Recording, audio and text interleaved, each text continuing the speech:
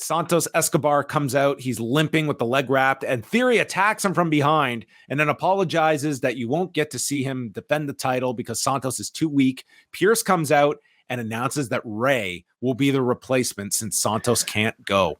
Yeah, so there was quite a bit of it was like WrestleMania 9 where like Hulk Hogan came up and was like talking to Brett, like you really want me to do this? Should on Hogan's birthday in Brett's hometown.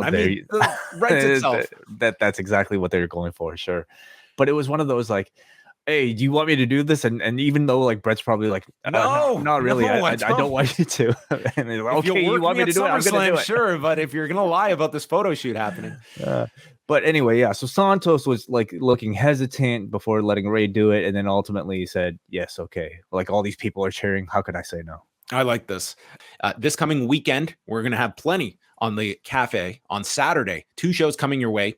Wei will be doing his final G1 show this season, as him and I will be going through the semifinals that are taking place in just a couple of hours, 4:30 in the morning, and then we will also have Collision Course on Saturday night. John Cena, back from his trip to Detroit, is with Kate from Montreal. They'll be chatting about the show from the Greensboro Coliseum with CMFTR challenging for the Trios belts.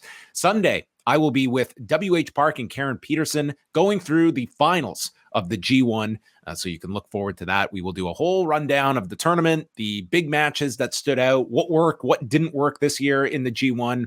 I'm really hoping WH Park gives us a definitive opinion. I hope he's not just sitting on the fence about any of his I'll have to work those opinions out. Sometimes it's like pulling teeth with WH. We'll see. And Karen, I just hope her profanity can be in check for this show. It would be kind. So check out all of that this weekend here on the Post Wrestling Cafe. Austin Theory and Rey Mysterio, they come back from the break and they go under 3 minutes here. So the A-Town down gets blocked. So Rey hits an enziguri and a 619 to the lower back, which I don't know if we've ever seen, at least the way it set this up, because later Theory catches him and tries to go for the A-Town down. The back gives out, and then he's set up and hit with the proper 619 springboard splash as Rey drops the dime and pins Austin in 244, ending a legendary United States Championship run. And Santos congratulates Rey. He hugs him as LWO is out and the pyro goes off. Austin Theory is furious. I really like this direction where here is the sub that, certainly, you had the legitimate issue with Rey not being able to finish the match a few weeks ago. But from what we know, that was always the intended finish, right? Like it was always Santos. Santos was winning, and it would have been more impactful this way if Santos has beaten this guy as opposed to it was a stoppage. But I mean, you were handed a legitimate issue that you had to stop the match. Regardless, here it is. Like I beat you in the match, and you now get the title, and it's like, I'm the best friend. How can I really challenge you for this belt?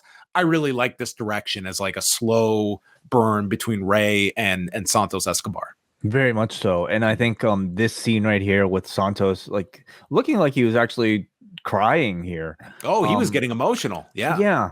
I really look forward to seeing how this turn is going to be explained, what's exactly going through Santos's head as the character, of course, in this particular moment. Like on the surface, of course, he looks like he's highly emotional for his friend and idol winning the title. But in his mind, he's seething. And what exactly is he thinking about? I'm dying to know. So I'm looking forward to this turn whenever it's happening. The best way to go about this is like they let this go for a few weeks and Santos is happy, but it's like it's mounting the fact that, he's looking at this title. And then finally he tells Rey, man to man, I want to challenge you for the United States Championship.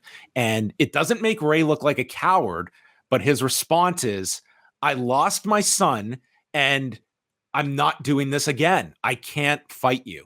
And it's a way to say, I'm not going to put the title on the line. And it's a justifiable reason for Rey, but also the fuel for Santos to eventually turn on this guy. I think this could be a really good story between them, and I'm really happy to see this title move to a more productive story. Agreed. What do you think? What do you think happens to Theory after?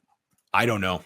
I think he needs some kind of rehaul, and whether it's, he'd be, I think, valuable in a group, a tag team. Like, I just think him on his own is not clicking. He was doing something. They were doing something with Pretty Deadly, of course, but they're out. Yeah, Prince is still hurt. I mean, could he be a guy that maybe just goes for a little tour of NXT? I mean, oh man, that feels like such a step back, right? When you've already put so much into this.